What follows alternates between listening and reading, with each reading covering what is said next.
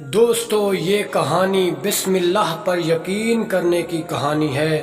دیکھیں کیا ہوتا ہے آگے۔ بسم اللہ الرحمن الرحیم۔ شروع اللہ کے نام سے جو بڑا مہربان نہایت رحم والا ہے۔ کہا جاتا ہے کہ کسی علاقے میں قحط سالی پیدا ہو گئی۔ اس قحط سالی کے لپیٹ میں نہ صرف انسان بلکہ چرند و پرند سب اس کا شکار ہو گئے۔ مویشی ملکان بے حد پریشان تھے۔ اس دوران ایک مسجد کے مولوی نے جمعہ کے خطبے میں نہایت یقین کے ساتھ یہ بات بتائی کہ اللہ کا نام لے کر یعنی بسم اللہ پڑھ کر دریا کو حکم دیا جائے تو وہ بھی نافرمانی نہیں کرتا۔ خطبہ سننے والوں میں ایک چرواہا بھی موجود تھا۔ مولوی کی یہ بات اس کے دل میں اتر گئی اور اس بات پر اس کا یقین کامل ہو گیا۔ اس نے واپس آ کر اپنی بکریاں کھولیں اور سیدھا دریا پر چلا گیا۔ اونچی آواز سے بسم اللہ الرحمن الرحیم پڑھا اور دریا کو کہا وہ اپنی بکریاں چروانے کے لیے دوسرے پار جانا چاہتا ہے، اور اسے کہا کہ مجھے اپنے اوپر سے گزرنے دے۔ یہ کہہ کر اس نے اپنی بکریوں کو لیا اور دریا پر چلتا ہوا دریا پار کر گیا۔ دریا کے دوسری طرف کا علاقہ گھاس سے بھرا پڑا ہوا، درختوں کے پتے بھی سلامت تھے کیونکہ کسی کو یہاں تک آنے کی رسائی نہیں تھی۔ اس نے خوب اچھی طرح بکریوں کو سیر کروایا اور واپس لوٹ آیا۔ پھر یہ اس کا معمول بن گیا کہ وہ بکریاں پار چھوڑ کر واپس آ جاتا اور شام کو جا کر بکریاں واپس لے آتا۔ اس کی بکریوں کا وزن دگنا چگنا ہو گیا۔ لوگ چونکا گئے اور اس سے پوچھا کہ وہ اپنی بکریوں کو کیا کھلاتا ہے۔ وہ سیدھا سادہ اور صاف دل نوجوان تھا۔ اس نے صاف صاف بات بتا دی کہ جناب میں تو بسم اللہ الرحمن الرحیم پڑھ کر دریا پر چل کر اپنی بکریاں دوسری طرف چروانے لے جاتا ہوں۔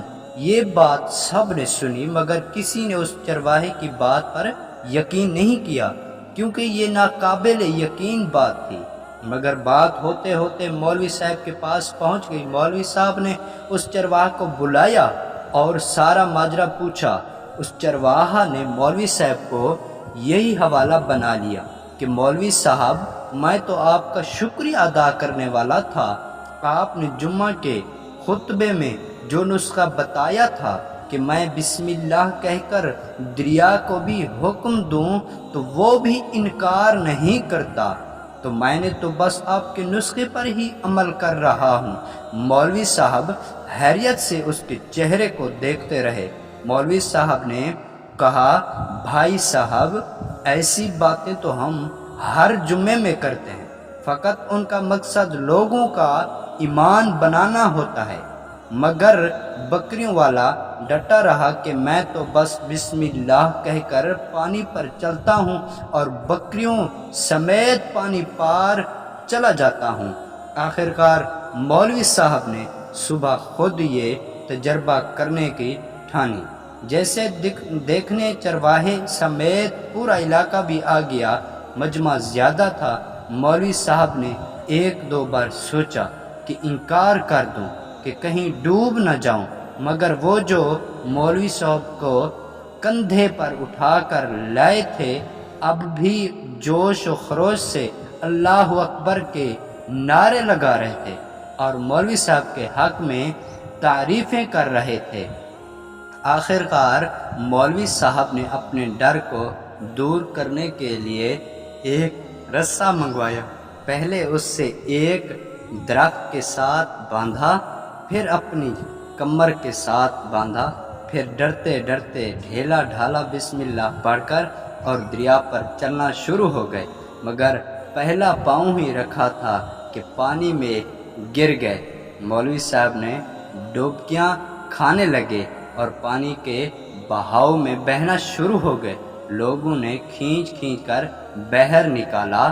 مولوی صاحب کی اس حرکت نے چرواہے کو پریشان کر دیا کہ مولوی صاحب کی بسم اللہ کو یہ کیا ہو گیا ہے۔ کیونکہ اس کا یہ روز کا معمول تھا۔